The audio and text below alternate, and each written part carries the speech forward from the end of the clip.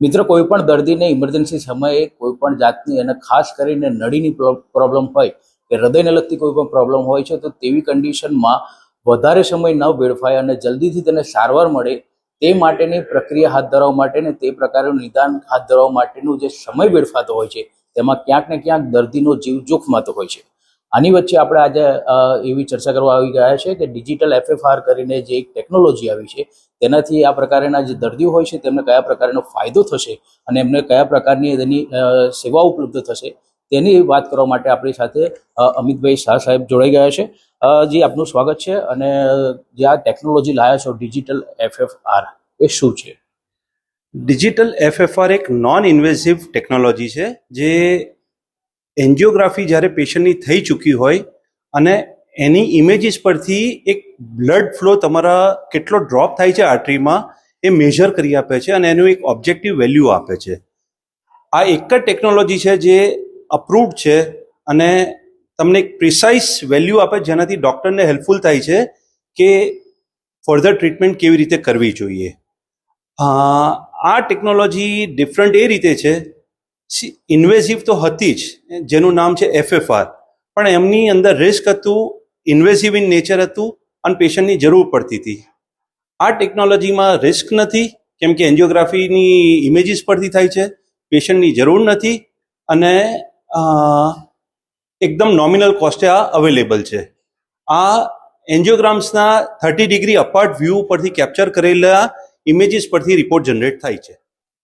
જે લોકોને અહીંયા આ રિપોર્ટની જરૂર હોય અને કેવી રીતે આ રિપોર્ટ કરાવી શકે, આવી શકે ઓફલાઈન અથવા તો ઓનલાઈન કરાવી શકે, આની પણ સુવિધા ઉપલબ્ધ કરવામાં આવી છે. શું છે? અમે છે ને 3 વર્ટિકલ્સ ડેવલપ કરી છે. પહેલું જે તે હોસ્પિટલમાં તમારી ટ્રીટમેન્ટ ચાલતી હોય ત્યાં તમારે પૂછવાનું રહેશે કે સર ડિજિટલ FFR રિપોર્ટ માટે તમે એમપેનલ થયા છો અમારી કંપની સાથે? જો એ એમપેનલ હશે તો તમને એ હોસ્પિટલમાંથી જ મળી જશે. સેકન્ડ એવું છે કે જે તમારી પાસે ઓલરેડી CD આવી ગઈ હોય એન્જિયોગ્રામની, એ તમે નજદીક અમારા દરેક સિટીમાં અમારા સેન્ટર્સ છે તો ત્યાં તમે વોક ઇન કરી શકો છો. અમે એ સેન્ટર સાથે ટાઈઅપ કરેલું છે, MOU કર્યું છે અને ત્યાં તમે CD લઈને જશો તો ત્યાંથી રિપોર્ટ મળી જશે.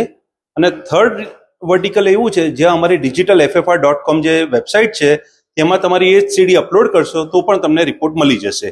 એટલે આ 3 વર્ટિકલથી વી હેવ મેડ પોસિબલ કે એવરી પાર્ટ ઓફ ઇન્ડિયા તમને આ રિપોર્ટ ઇઝીલી મળી શકે છે. અને ઉપરાંત અમારો કસ્ટમર કેર નંબર પણ છે, ટોલ ફ્રી નંબર, એની પર પણ તમે મેસેજ કરી શકો છો. અમારું ઓટોબોટ તમને રિસ્પોન્સ કરશે અને વી ટ્રાય કે તમારે એકદમ રૂરલ એરિયામાં પણ તમને આ સર્વિસ મળી શકે. વી વુડ એન્શ્યોર કે નો patient is left out.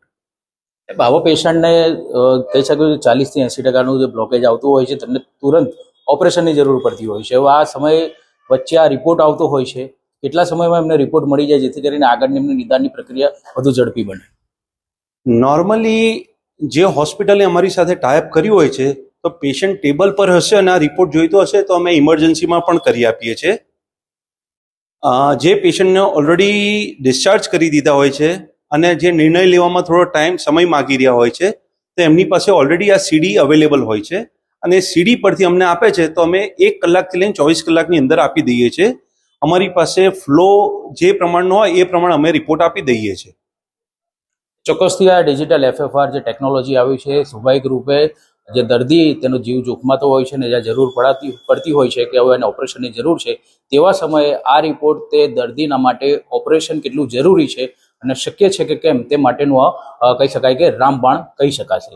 Cameraman Dinesh Patel સાથે ઇમરાન વોહરા, ન્યૂઝ નેશન આણંદ, સત્યની સાથે.